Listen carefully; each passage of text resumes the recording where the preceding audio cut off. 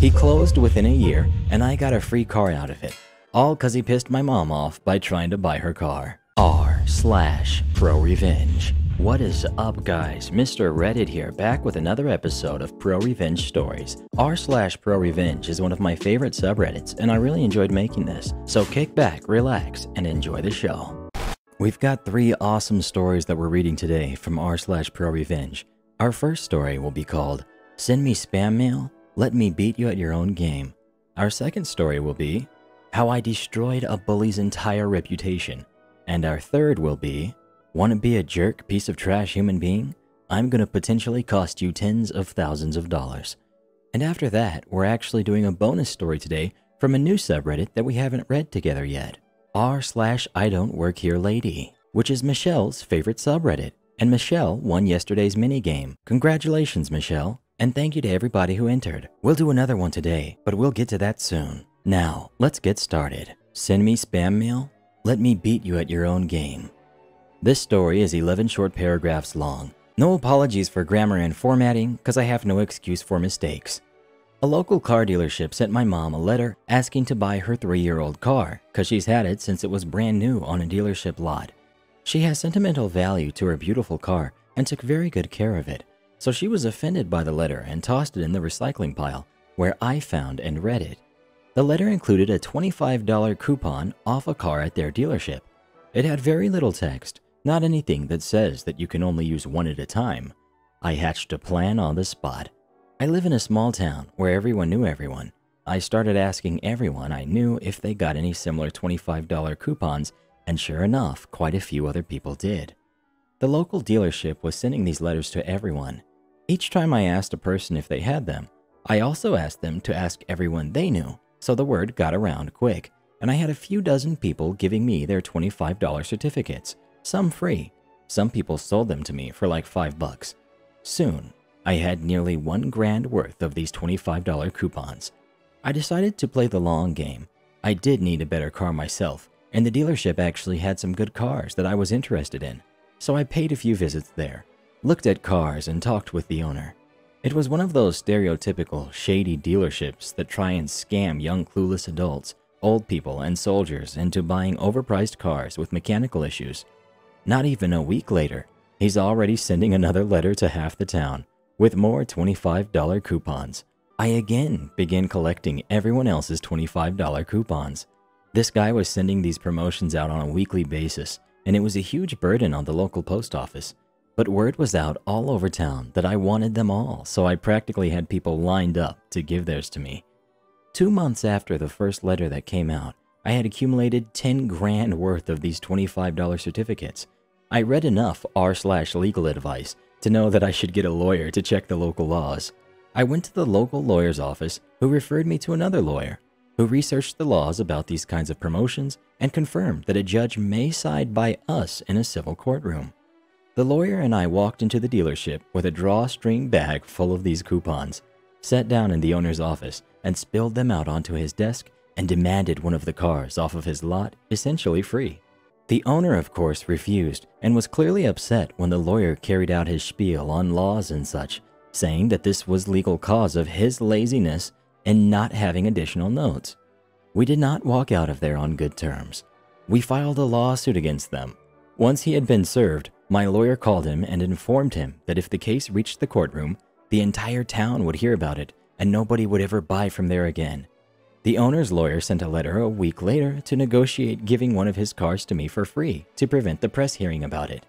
The owner and my lawyer signed a bunch of paperwork at the dealership, and I got a decent car for free, minus a few small government fees in exchange for trading in my other car.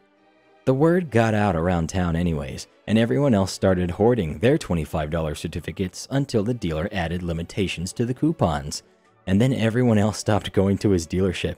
He closed within a year, and I got a free car out of it, all cause he pissed my mom off by trying to buy her car. Too long didn't read. Local dealership spams town with $25 coupon promotions in the mail. I collect them all and buy a car for free off of him with $10,000 worth of vaguely worded $25 off coupons. Judgment time. So what do you guys think? Was it wrong of him to do this to the dealership?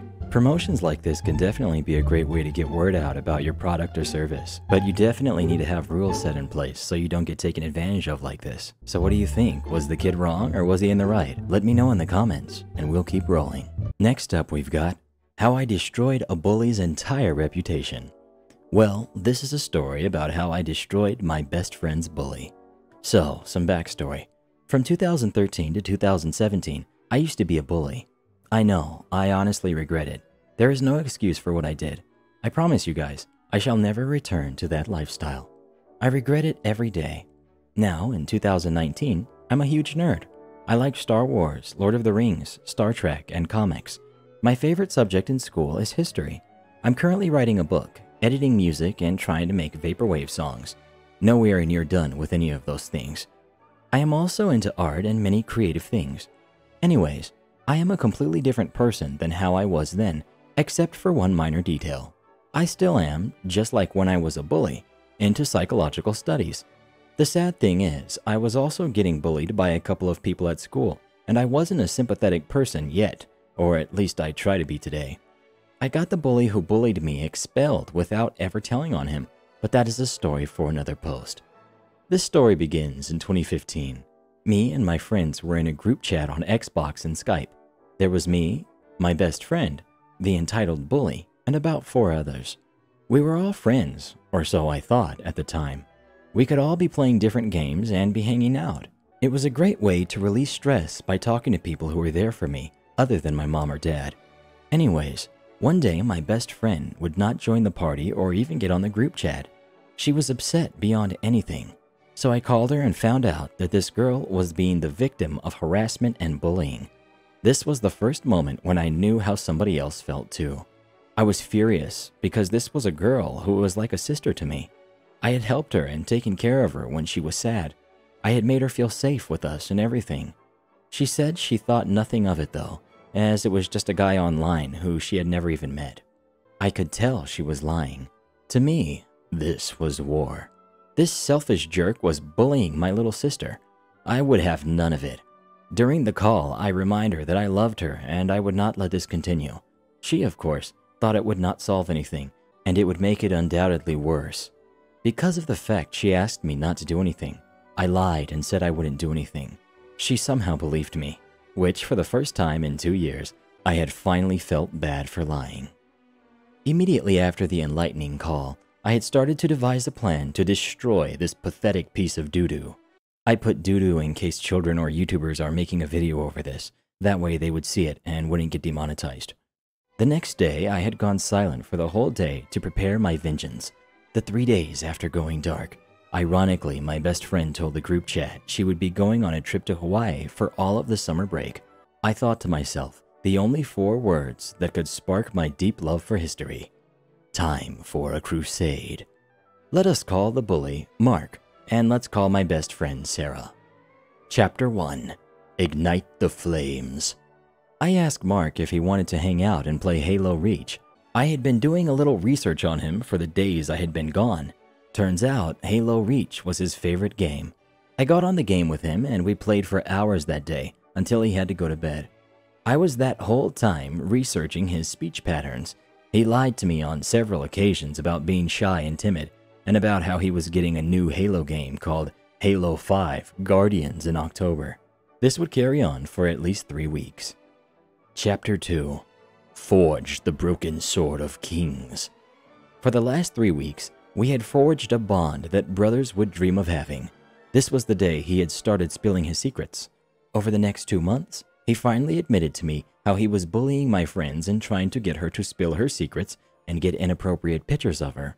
He said how he was going to make her fall in love with him so he could use her and get stuff like money from her. He told me these things because he was under the impression I had hated her and was trying to do the same. He foolishly rushed to give me his mom's number and tell me things that should never be said, like how he was trying to extort money from his cousins and was going to manipulate his girlfriend to do things that should not be done at the age of 13. Chapter 3. Return of the King. Over the whole period that Sarah was gone, we had not talked as she was not allowed to bring her phone or computer as it would distract her from family time and the trip as a whole. When she returned, she had told me about her whole trip. She loved every minute of it. I let her tell me all about her trip the whole day while never saying a word of my plan. I waited a while to do anything about it, as I wanted to wait for the day before the game was due to release. It was October 26th. She said she was worried about getting online, as she knew, as I knew, he would start in. I assured her everything would be fine. The whole gang got online, and we started to have a great day playing Mark's favorite game, Halo Reach. We had played the whole day, just like when I and Mark played the whole day. Meanwhile, Mark was harassing Sarah and texting me the whole thing. Foolishly enough, he had been sending me screenshots of the chat. Everyone was starting to get tired and wanted to go to bed, but I stopped them and let the destruction begin. I let everyone know, including his mom. He was livid. I saved everything from the last 5 months, and I mean everything. I sent all of them everything. Pictures, recordings, chats. He was reported on Xbox and Skype by everyone in the chat except Sarah, as she was still too afraid to admit it. I promised her that even if they didn't believe her and me, I would still make a stand until they did. Fortunately, they did, and his mom also believed me too. The final chapter. His mom sent me a video of her destroying his Xbox and selling all of his electronics. The group kicked him out. Sarah was praised for her courage to get through her abuse. I was treated like a war hero. Soon after, me and her left the group also. We had talked for a while until we went our separate ways. Once in a while we talk, but it's rare. I'm just glad she has a boyfriend now and is happier now. Thanks for reading. Edit. The mom was not entitled, but her son was. She gave him everything because around them he was shy and timid, like I said before. I don't have the video, nor did I save it because that was an old phone. Sorry if the ending was fast. This is my first post, so I didn't know how to go with it, but thanks anyways for reading. Next up we've got, wanna be a jerk piece of trash human being? I'm gonna potentially cost you tens of thousands of dollars. This might be a little long, but I think it's worth it. So my aunt is a jerk. I don't use that term lightly, but it perfectly embodies her. She lives in Colorado and hasn't worked a hard day in her life, being married to a rich man 20 years older than her. I, on the other hand, live in Vegas, where her parents live, and am in no way wealthy. 5 years ago, my grandmother died and only my grandfather was left. He's incredibly incompetent and is in no way able to care for himself. That didn't stop her from washing her hands of responsibility, putting the brunt of the situation on 40-hour work week, non-rich me, and letting him live alone in her Vegas house. Again, she's loaded and owns multiple houses. She basically spent all her time traveling the world on vacations and pawning her father off on me, his grandson, who at least twice a month got 3 a.m. calls on work nights to drive to the hospital. Once I had to leave work and spend the weekend in the hospital with him because he's incompetent, gave himself a serious infection, and was hours from death from completely avoidable sepsis. She refused to come because she already had vacation plans to some beach country. Another time, he entered a fugue state and disappeared for over 14 hours.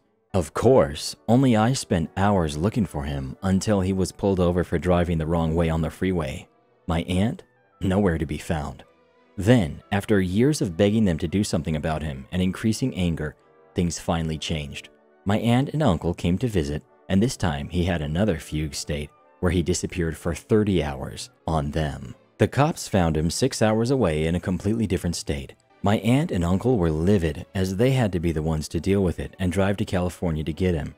This time, they were the ones that had to be inconvenienced. One time. So that was, of course, finally the final straw. They kicked him out of their house, forced him to move in with my parents, who are still working full-time. Remember, she vacations for a living. Sold the house for a huge profit and washed her hands of him again. I called her a stupid jerk to her face, and how much of a self-absorbed piece of trash she is, and the positions she puts me in for years and she has zero issue with until it affected her once, of course. She responded by stealing most of my grandfather's furniture when he moved, owned by him that he promised to give to me, and giving it away to strangers just to make sure I got nothing from him. So here's where it gets good. A few years ago, a downstairs room in that house had a terrible issue with black mold. Being incredibly cheap rich people, they decided not to hire a licensed contractor and fix the issue themselves. My uncle is a 70-year-old retired business owner, and, as I said, she has never worked a day in her life. making them in no way qualified to do this work. So today, I'm in the neighborhood and I figure I'll drive by and see any changes. I see the new owner standing in the driveway and couldn't help myself. I go talk to him and I ask, "Did the sellers disclose the huge black mold problem?" His jaw drops and he says no. I show him the wall and tell him the story of how two unqualified idiots spent a week tearing this room apart. He points out the terrible patch jobs they did and said, "I was wondering who patched that up." He said he was immediately going to have it tested. I told him I would be willing to be a witness as to how they handled the situation if he finds any mold. He was eternally grateful, as that room was going to be the main playroom for his 3 kids. I don't know real estate law very well, per se, but if he finds mold, I hope he has legal recourse that entirely screws over my aunt and uncle. Opinion time. I understand that this person's kind of upset about the fact that they have to take care of their grandfather by themselves, but they seem really bitter about this whole thing. I don't think they're very happy. But then again, that rich aunt totally should have done something. I'm sure she could have afforded to put Gramps up in a nursing home or something like that. What do you guys think? Let me know and we'll get on to the next story. But before we do, mini game. For today's minigame, I would like to hear from you on why it is that you enjoy videos like this. Let me know in the comments, and on the next video, the winner will be announced and your comment will be read in the video. Now, let's find out what Michelle's favorite subreddit is all about.